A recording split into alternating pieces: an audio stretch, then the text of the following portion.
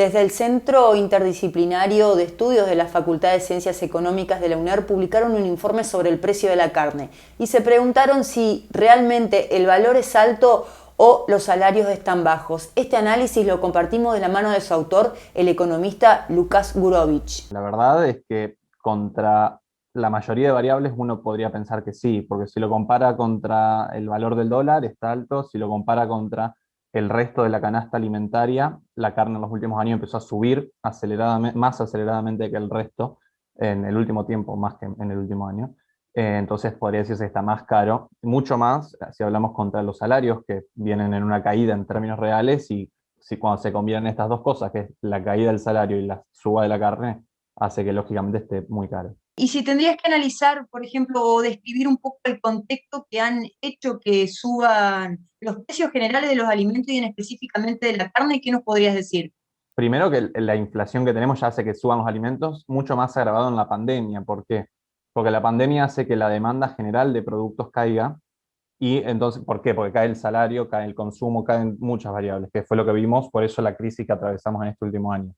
Pero lo que la gente nunca puede resignar es la comida. O lo último, si uno tiene que elegir entre resignar el Internet y la cena, va a resignar el Internet, muy seguramente. Entonces, esto hace que los precios de la comida sigan subiendo mientras los otros, en términos relativos por lo menos, se vean mucho más frenados. Esto, la canasta de comida en general. Y la carne se ha combinado con otros factores.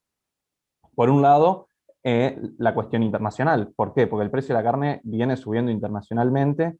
La otra vez nos fijábamos que el precio medio de los últimos años estaba en $4 por kilo más o menos, y ahora ya está en 5. Por ahí, como en pesos, nosotros lo pensamos y decís, es una unidad más, pero en términos relativos eso es un 20% la suba. Entonces esto de alguna forma se traslada hacia los precios, hacia adentro. Después, bueno, por supuesto que hay una combinación de factores que son mucho más puntuales y pequeños que sería muy difícil detallar. Y esta evolución en el precio de la carne específicamente, ¿hace cuánto tiempo se viene percibiendo este aumento? Hay dos tendencias, podemos dividir. Desde el 2017 en adelante había una tendencia de caída hasta aproximadamente finales del 2019, que coincide más o menos con el inicio de la restricción a la compra de divisas, el cepo. Ahí como que cambia absolutamente la tendencia. Esto habría que hacer un análisis más pormenorizado si tiene que ver o no, pero lo cierto es que lo notamos en una fecha muy parecida. A partir de ahí, el precio empieza en una tendencia al alza que se ha venido, bueno, en este último tiempo más corto, se ha venido acelerando incluso más. Ahí en el mercado lineal hubo una suba sostenida y el mercado lineal es el punto intermediario entre el productor y después la comercialización posterior que llega después a los consumidores. Y ahí es un punto clave que en términos reales viene subiendo también. Pero la demanda ha sido tal que el precio viene en una clara tendencia de suba en términos reales, o sea, por arriba de la inflación hace mucho tiempo. Y esto, bueno, evidentemente traslada esas subas, se trasladan en la cadena hacia el resto de los puntos de comercialización. Y a partir de este contexto que vos decís, que estás describiendo obviamente, y a partir de las medidas que se han tomado por parte del gobierno nacional, ¿crees que esta política de restricción en cuanto a la exportación van a favorecer a que el precio baje, que por lo pronto a corto plazo no está pasando?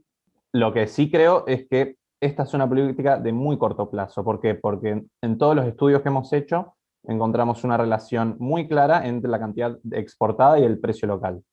¿Qué sucedía? Cuando aumentan las exportaciones, baja el precio local. ¿Por qué? Porque es la misma vaca. Si uno tiene más vacas criadas para vender afuera y consume una parte de ello, obviamente si vos tenés más cantidad para el mercado interno también. En este contexto, una restricción a las exportaciones lo que hace es que en el cortísimo plazo uno tenga esa carne que iba a salir, tiene, como por así decirlo, duplica en el mercado local.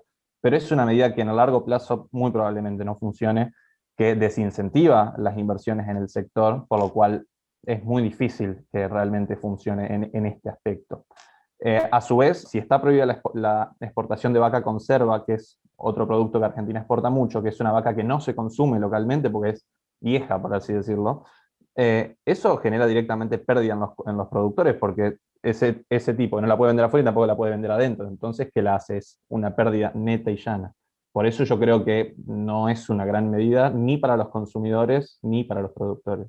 Lucas, y para cerrar, sabemos este informe es realizado por el Centro Interdisciplinario de Estudio de la Facultad de Ciencias Económicas de la UNER. ¿Nos querés contar un poquito qué hace el centro y qué tipo de informes publica? Bueno, como lo dice el nombre, el centro es interdisciplinario, o sea, hay diversos profesionales que están dentro de la facultad que no necesariamente son economistas o contadores, hay, no sé, sociólogos, historiadores que son parte de la institución que tienen, lo bueno del ambiente que tienen una libertad, te diría casi total, de buscar temas, poder desarrollar, profundizar, investigar, que sean principalmente de interés tanto académico como social, como este es el caso, que es más social que académico, ¿no? Esto por lo general funciona a modo de divulgación de investigaciones que se hacen adentro de estudiantes, por ejemplo, graduados, docentes, etcétera,